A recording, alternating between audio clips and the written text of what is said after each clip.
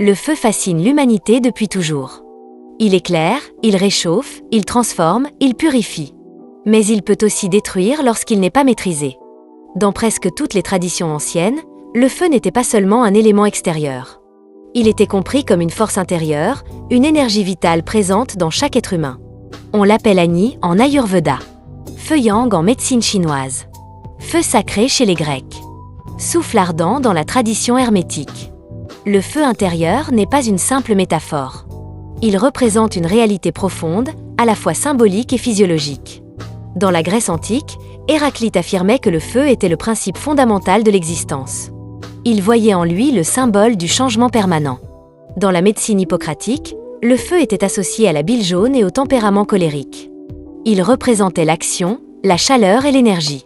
En Ayurveda, Agni est le feu digestif. Il gouverne la transformation, l'assimilation et l'intelligence cellulaire. En médecine chinoise, le feu est lié au cœur, à la joie et à l'été.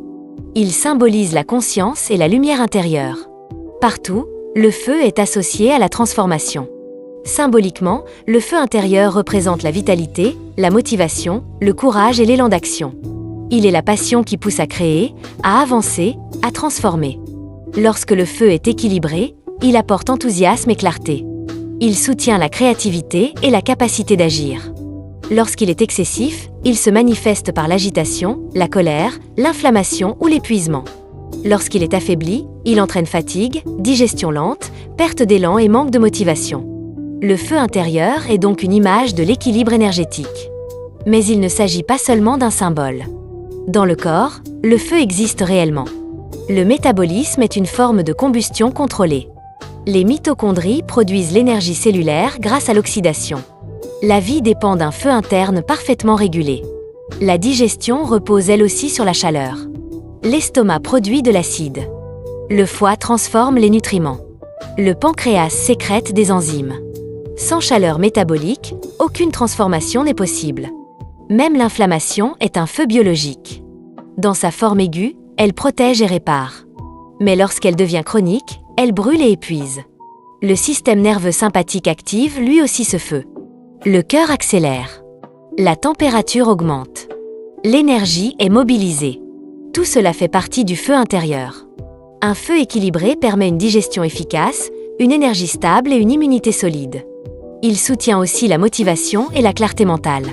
Lorsque le feu est trop faible, le corps accumule. Lorsque le feu est trop intense, le corps s'épuise. La santé ne consiste pas à éteindre le feu, mais à apprendre à le réguler. Pour nourrir un feu équilibré, il est essentiel de respecter les rythmes naturels. Manger chaud et digeste. Bouger régulièrement. Dormir suffisamment. S'exposer à la lumière du jour.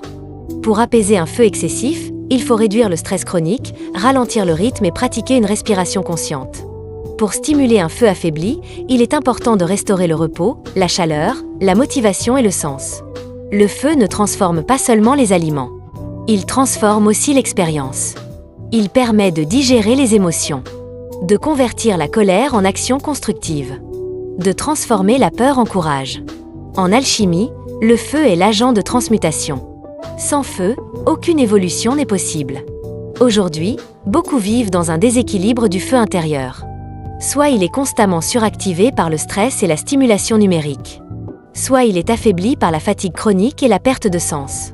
Retrouver un feu équilibré signifie retrouver le rythme, la mesure et l'alternance entre action et repos. Le feu intérieur n'est ni mystique ni abstrait. Il est à la fois une réalité physiologique, un principe énergétique et un symbole universel. Un feu trop fort brûle. Un feu trop faible s'éteint. Un feu équilibré éclaire et réchauffe. Comprendre le feu intérieur, c'est comprendre la dynamique même de la vie.